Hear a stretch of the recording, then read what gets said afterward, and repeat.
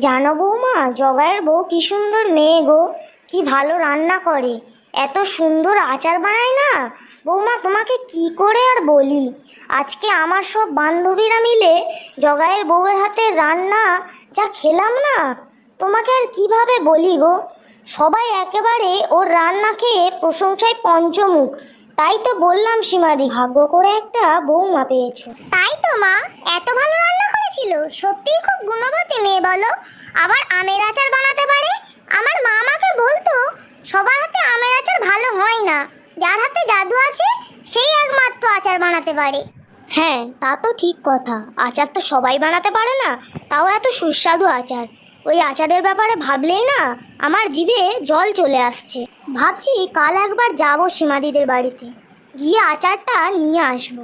ইস, আমি যদি ভালো আচার বানাতে পারতাম তাহলে সবাই আমার কত প্রশংসা করতো। আচ্ছা শোনো না বৌমা, তুমি এখন রান্নাঘরে যাও, রান্নাঘরে গিয়ে আজকের দুপুরের রান্নাটা করে নাও গো। তুমি তাড়াতাড়ি রান্না করলে ভালোই হয়, তাহলে দুপুরের খাবার খেয়ে তাড়াতাড়ি একটু শোবো। আসলে কাল রাতে ভালো ঘুম হয়নি তো, তাই শরীরটা ম্যাচ ম্যাচ করছে। ঠিক আছে মা, আপনি তাহলে বিশ্রাম নিন, আমি একটু পরেই দুপুরের রান্না বসিয়ে দিচ্ছি। না, আমার আর পিছিয়ে থাকলে চলবে না, আর 5টা বউয়ের মতো সব কাজে এগিয়ে থাকতে হবে। আমাকে রান্না বান্নায় পারদর্শী হতে হবে।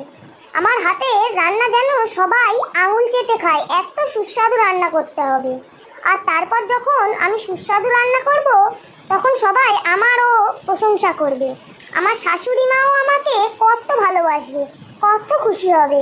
আমি এবার এমন রান্না করব সবার যেন মনে হয় আমার রান্নার স্বাদ অসাধারণ।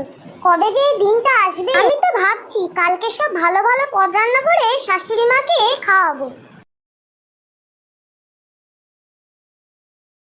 কি গো বৌমা, কি হলো? বৌমা তো রান্নাঘরে নেই, তাহলে কি বৌমার দুপুরের খাবার রান্না হয়ে গেছে? অবশ্য হয়ে যাবারই কথা, দুপুর 1টা বাজে, প্রত্যেক দিনই তো এমনই সময় খাই। আবার বৌমাকে তো বললাম আজকে তাড়াতাড়ি রান্না করতে। বৌমা নিশ্চয়ই খাবার দাবার বানানোর পরে ঘরে গিয়ে বিশ্রাম নিচ্ছে। যাই গে তাহলে, বৌমাকে ডেকে আনি, তারপর শাশুড়ি বৌমা মিলে একসাথে খাবো। কি গো বৌমা, খেতে চলো, আর কত বেলায় খাবে তুমি? মা, মা আপনি এখন খাবেন? খুব খিদে পেয়েছে আপনার? একটু পরে খেলে কি খুব কষ্ট হবে মা? কি বলছো তুমি বৌমা? তুমি যা বলছো তার মানেটাই বা কি? কটা বাজে তুমি একবার দেখেছো?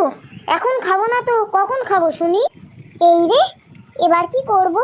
মা তো আজকে আমাকে তাড়াতাড়ি রান্না করতে বলেছিল, আর আমি তখন থেকে কী সব আকাশ কুসুম ভেবে ভেবে সময় কাটিয়ে দিলাম। শাশুড়ি মাকে সুস্বাদু রান্না খাইয়ে কোথায় একটু খুশি করবো ভেবেছিলাম, এ তো এখন পুরো উল্টো হয়ে গেল। দুপুরের রান্নাই তো বসাইনি এখন, এবার কি হবে? কি হলোটা কি বৌমা? কি ভাবছো তুমি ওখানে বসে?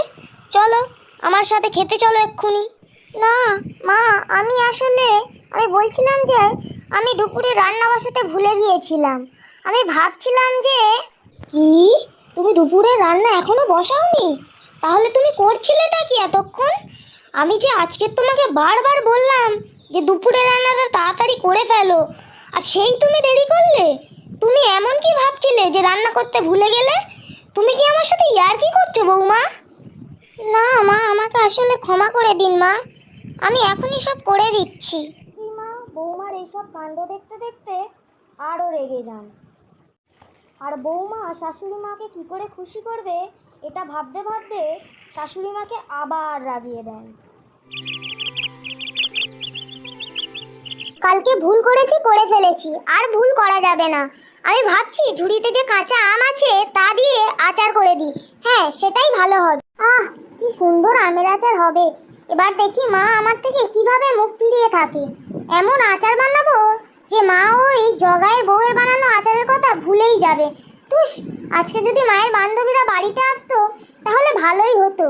সবাই তো একেবারে আমার প্রশংসায় পঞ্চমুখ থাক, বলতো বৌমা তুমি এত সুন্দর আচার বানানো কোথা থেকে শিখলে? এত ভালো আচার কোনোদিনও খাইনি।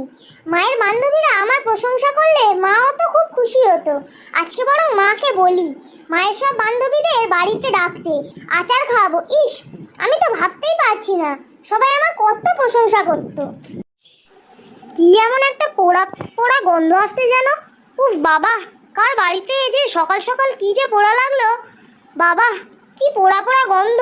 গন্ধটা তো আস্তে আস্তে আরো প্রখর হচ্ছে। মনে হচ্ছে আমাদের রান্নাঘর থেকে আসছে গন্ধটা। যাই তো গিয়ে দেখি একবার। এ কি বৌমা, তুমি উনুনে বসিয়েছোটা কি? পোড়া পোড়া গন্ধ ছাড়ছে দেখো। তুমি কি সামনে বসেও টের পাচ্ছ না নাকি? উফ বাবা, এই পোড়া পোড়া গন্ধে আর টেকা যাচ্ছে না বাড়িতে। ও, পোড়া পোড়া লেগে গেল। এই যা, সবটা পোড়া লেগে গেল। ইস, আমি যে কি করি না, ভাবি এক আর হয় আর এক, ভালো লাগে না। কি বসিয়েছিলে ফুনি? কি বসিয়েছিলে এই কড়াতে? না মানে, আমের আচার করছিলাম। আমের আচার মানে? তুমি কি ওই ঝুড়ির সব আম দিয়ে আচার করেছো? তা বলি গুড় পেলে কোথা থেকে? নিশ্চয়ই টিন থেকে নিয়েছো। না মানে, আমি ভেবেছিলাম আপনি আমের আচার খেতে খুব ভালোবাসেন, তাই ঝুড়ির আম দিয়ে আর ওই টিনের গুড় দিয়েই আচার বানিয়ে নিয়েছি। তুমি এইসব ভেবে ভেবেই সব কিছু শেষ করলে। আম গুড় এইসবটা পোড়ালেই আবার সারা বাড়িতে পোড়া পোড়া গন্ধ ছড়িয়ে গেল। উমা, আমি একটু বের হচ্ছি বাইরে, কিন্তু আকাশের আবহাওয়া বিশেষ ভালো নেই। যদি মনে হয় বৃষ্টি আসবে তাহলে বাইরে থেকে জামা কাপড়গুলো তুলে ফেলবে, মনে করে তুলবে। আমি বেরোচ্ছি এখন। হ্যাঁ মা, আমি তো আছি, আমি সব করে রাখবো, আপনি চিন্তা করবেন না, আপনি নিশ্চিন্তে যান। বাইরের সব জামা কাপড় তুলে ফেলবো, কিছু বৃষ্টিতে ভিজতে দেবো না। তাহলে মা এসে ভাববে মনের মতো একটা বৌমা পেয়েছি যে সব কথা শোনে, এবং এও ভাববে যে আমার বৌমা কত বুদ্ধিমতী, যা বলে গেছে তাই করেছে।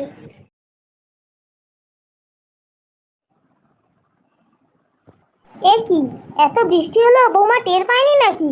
কাপড় তো সব বাইরেই মেলা আছে, সব ভিজে গেছে। বলি বৌমা, ও বৌমা, বাইরে শোনো দেখি একবার। হ্যাঁ মা, কি হয়েছে বলুন? বলুন মা, কি হয়েছে? কি হয়েছে? কি হয়েছে তুমি দেখতে পাচ্ছ না? এত জোরে যখন বাইরে বৃষ্টি হলো, তুমি তখন ঘরের ভেতর বসে করছিলেটা কি? আমার শুকনো জামা কাপড়গুলো বাইরে ভিজলো। এ বাবা, এবার সে বেশি ভাবনা ভাবতে গিয়েই গন্ডগোল পাকিয়ে ফেললাম। কি যে ভাবি আমি, যে বাইরের বৃষ্টির আওয়াজটাই শুনতে পাইনি। এবার যে শাশুড়ি মা আমাকে কি করবে। মনে হয় শাশুড়ি মা আমাকে এবারে শ্বশুর বাড়ি থেকে তাড়িয়েই দেবে। কি ভাবি আমি আর কি করি আমি। সারাদিন শুধু এই বৌমার মতো বসে বসে ভেবে গেলে হয় না। জীবনে কিছু পেতে গেলে পরিশ্রম করতে হয়, না হলে আমরা ভাববো এক আর হবে আর এক।